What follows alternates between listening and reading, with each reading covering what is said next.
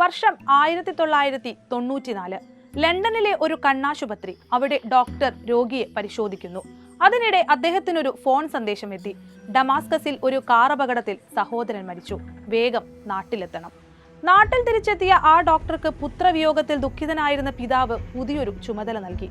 കണ്ണ് ഡോക്ടർ സിറിയയുടെ അടുത്ത ഭരണാധികാരിയുടെ കസേരയിൽ കണ്ണുവെക്കണം. ആ ഡോക്ടറുടെ പേര് ബഷാർ അൽ അസദ്. പിതാവ് സിറിയൻ ഭരണം 1970 സൈനിക അട്ടിമറിയിലൂടെ പിടിച്ചെടുത്ത ഹാഫിസ് അൽ അസദ്. സിറിയ ഭരിക്കുന്ന കുടുംബത്തിൽ പിറന്നിട്ടും ബഷാറിന് ഡോക്ടറായി തുടരാനായിരുന്നു താല്പര്യം.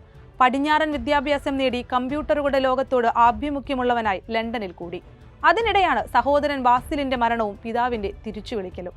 6 വർഷം ആ ഭരണത്തിൽ കണ്ണുനട്ടു ബഷാർ. അതേസമയം സിറിയൻ കമ്പ്യൂട്ടർ സൊസൈറ്റിയുടെ പ്രസിഡന്റുമായി. UK ജനിച്ച അസ്മയെ വിവാഹം കഴിച്ചു. 3 മക്കളുമായി ഡമാസ്കസിൽ താമസം. 2000 പിതാവ് മരിച്ചതോടെ ഭരണം ഏറ്റെടുത്തു. ജൂലൈ 17 33-ാം വയസ്സിൽ പ്രസിഡന്റ് സ്ഥാനം ഏറ്റെടുത്തു.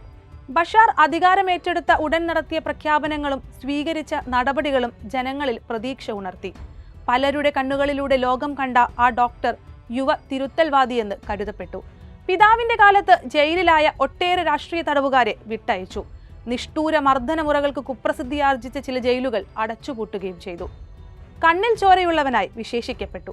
പക്ഷേ അധികാരം പകർന്ന അന്ധത സ്വയം ചികിത്സിക്കാൻ ആ കണ്ണു ഡോക്ടർക്ക് കഴിഞ്ഞില്ല. 2011 തനിക്കെതിരെയുണ്ടായ വിമത നീക്കത്തെ അതിക്രൂരമായ രക്തച്ചൊരിച്ചിലിലൂടെ ബഷാർ നേരിട്ടപ്പോൾ ലോകമോർമ്മിച്ചത് വടക്കൻ നഗരമായ ഹമായിൽ 1982 പ്രക്ഷോഭം നടത്തിയ പിതാവ് ഹാഫിസിനെയാണ്. ആയിരക്കണക്കിന് ആളുകളുടെ ചോര വീഴ്ത്തി അധികാരം നിലനിർത്തിയ അതേ ശൈലി, പിതാവിന്റെ വഴിയിലേക്കുള്ള തിരിച്ചുപോക്ക്. സുന്നികൾക്ക് ബഹുഭൂരിപക്ഷമുള്ള സിറിയയിൽ ഷിയ വിഭാഗത്തിലെ അലവി എന്ന ചെറിയ ഉപവിഭാഗത്തിൽ ഉൾപ്പെടുന്നവരാണ് അസദ് കുടുംബം. ജനങ്ങളിൽ ഭൂരിപക്ഷത്തെ ഇവർ പ്രതിനിധീകരിക്കുന്നില്ല എന്നത് എപ്പോഴും ആഭ്യന്തര കലാപങ്ങൾക്കും അസ്വസ്ഥതകൾക്കും കളമൊരുക്കി. ഭരണകക്ഷിയായ ബാത്ത് പാർട്ടിക്ക് അല്ലാതെ വേറൊരു കക്ഷിക്കും സിറിയയിൽ സ്ഥാനമില്ല. പാർട്ടിയെയോ ഗവൺമെന്റിനെയോ എതിർക്കുന്നവർ ജയിലിലാകുന്നു. അപകടകാരികൾ എന്ന് കരുതുന്നവരെ നിരീക്ഷിക്കാൻ വ്യാപകമായ ചാരവലയം. ഭരണത്തിന്റെ നിർണായക സ്ഥാനങ്ങളിലെല്ലാം അസദ് കുടുംബത്തിലെ അംഗങ്ങളും അവരുടെ സുഹൃത്തുക്കളും.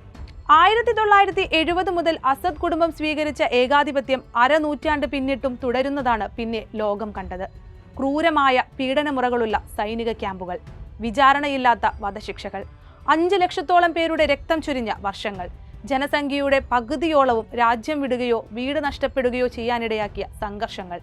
കണ്ണ് ഡോക്ടറുടെ ഭരണകാലം രാജ്യാന്തര മനുഷ്യാവകാശ സംഘടനകളുടെ വാക്കുകളിൽ ഇങ്ങനെയാണ് വിശേഷിപ്പിക്കപ്പെടുന്നത്. അടുത്ത കാലത്ത് സിറിയ ഏറെക്കുറെ ശാന്തമായിരുന്നു.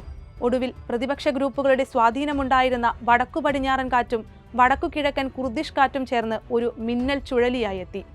കണ്ണടച്ചു തുറക്കും മുൻപ് ബഷാർ കടപുഴകി.